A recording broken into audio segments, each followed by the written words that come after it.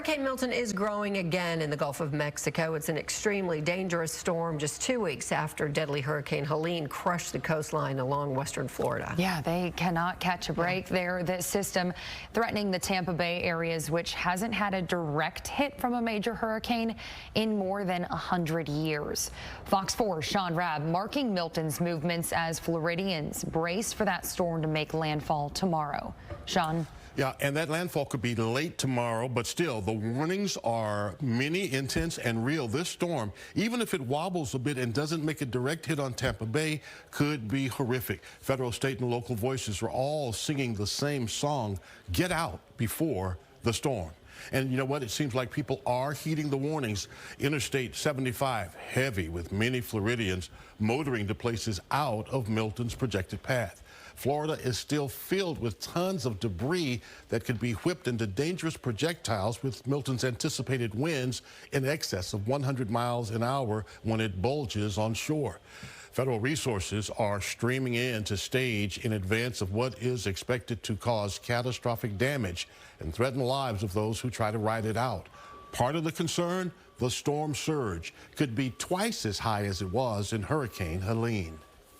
You want to pick a fight with Mother Nature, she's winning 100% of the time.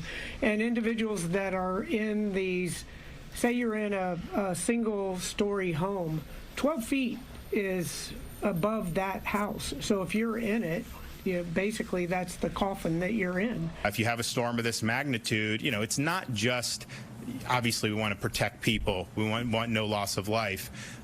It will create a lot of property damage, but it's a type of storm that potentially can have an indelible impact on a community. And people know that gas pumps reportedly running out of gas as folks pack up and pull out. They're being drained. Florida's governor says, be patient. There's no fuel shortage. Gasoline trucks are lined up waiting to fill up stations as soon as it can get there, as soon as they can reach them. DeSantis also cautioned, though, that folks who decide to stay need to know once the storm hits, you are on your own.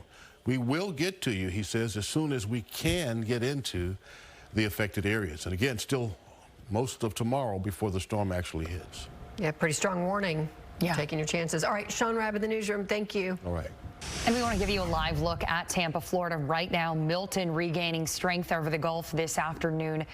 Very gray, very gloomy right now. The Milton storm back to Category 5 status, but even if it weakens before landfall, the impact is certain to be destructive. Meteorologist Allie Turiano here now. And Allie, I saw you nodding your head when Shaun was talking about the warnings that officials have been giving all week long now. Yeah, and that's just it. You don't want to hear that, but they're not going to get you. They just won't be able to. You're impacting and potentially hurting more folks. Our first responders trying to get to people. The warnings have been out there, mandatory evacuations. When they say you got to go, you got to go. Now, I will tell you, you mentioned this is back up to a 5.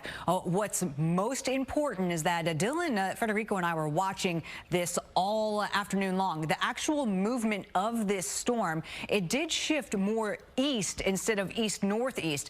And that is huge because that means we've seen a change in the forecast track. Hurricane hunters, they've found Category 5 winds again. Winds are actually up to 165. That pressure has dropped even more by 5 millibars.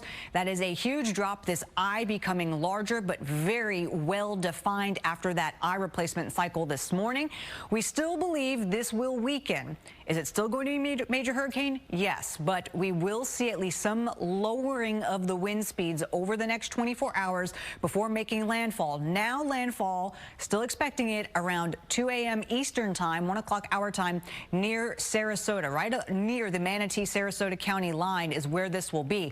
That is a huge difference for Tampa Bay because the higher surge levels will likely be just to the south of where this makes landfall. So we're talking a little bit closer to Fort Myers with higher surge potential compared to Pinellas County and Tampa Bay. This stays a hurricane as it moves just south of Orlando near Kissimmee and then offshore as a hurricane by Thursday night, Friday morning. So the forecast still is 10 to 15-foot surge from Sarasota north through Tampa Bay, but I do believe even areas like Fort Myers could see a higher surge potential here before this makes landfall. We're talking massive rain amounts, up to a foot of rain isolated, almost a 1.5 feet of rain expected once all is said and done.